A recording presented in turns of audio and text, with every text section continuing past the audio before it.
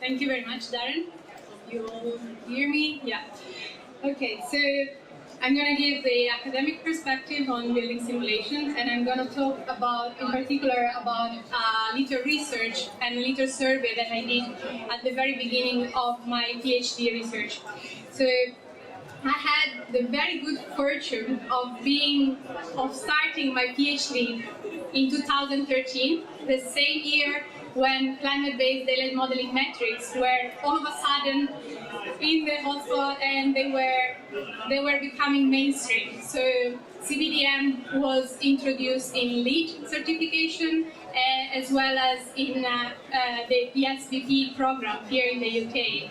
So CBDM metrics, from being something that mostly researcher and very advanced simulationists will use, they become kind of mandatory, or anyway, they became used as targets for building compliance and building simulation certification for daylight assessment, of course.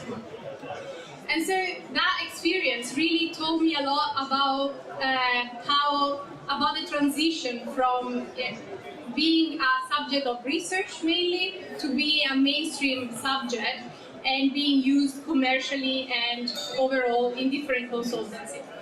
So right there at the beginning of my PhD, I did a survey in within one company, pretty much within the same group, and I surveyed 12 people about how they were using climate-based daylight modeling. And at that time, they were all using their own scripted workflows, let's say, because there wasn't anything else. So they developed their own tools, because they were a very small group of experts in daylighting. And still, even if they were from the same office, 12 people came up with 12 completely different workflows.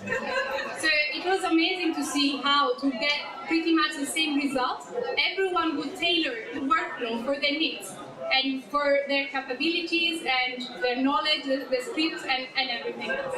So from this graph you can see where it's more condensed, they were using the same thing, and where it spreads out like this here at the end, they were all using completely different tools. And this diversity came from the fact that it was very much research-based and very much an expert tool. And so it was very flexible, and everyone could tailor it for their needs.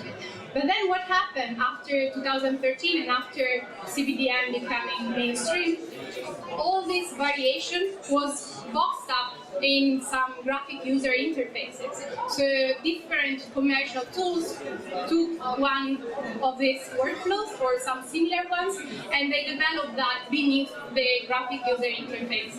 And that created an immense variability that at the end, though, would give you exactly the same metrics, but with different results. And there still is a lack of communication of what tools do what. So it's really, it becomes quite challenging then to understand, if you don't have the information, to understand what's going on under the hood of a graphic user interface platform. So I think in general, this is my example based on daylight practice, but I believe this can be applied to all building simulation development. And I think we could all play a better part in making this transition from research and development into commercial software by giving better indication of how these tools work. And I think to start with better documentation from developers, from researchers like myself, and from policymakers is essential. But at the same time, also, we need to give much more value to experts. So from consultants in the offices or architects, we need to recognize that there are experts in different fields, and that just knowing what buttons to click on a tool, it doesn't mean that you're an expert. So we need to give value to people that knows what they're doing. And also, from a professional institution like CIBSE, for example, I think there is a strong need of more benchmarking tools, more tools that could allow everyone to compare their results, especially at the beginning of their experience, with something that is certified, and that could also be training, certification of some sort, or something along those lines. So I believe that if we all play our part in making this transition more clear, we would have better results, and we would have much more trust in the results that come out from building simulation, which is a really, really powerful tool anyway to use, and that we desperately need. So the Building Simulation Group is doing a great job in this, starting off with trainings and all that, and there is a CIBSE England as well that is thinking along the same lines. So I would encourage everyone to take part in these initiatives and do your best to make building simulation really trustworthy.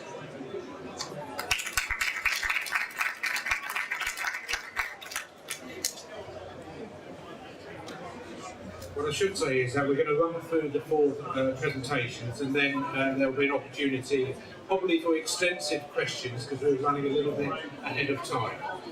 So if I can invite the second speaker up, a change from the advertised speaker. So Rainier from Foster and Partners has stood in for his colleague Irene, and he's going to be talking about building simulation skills from an architect's perspective.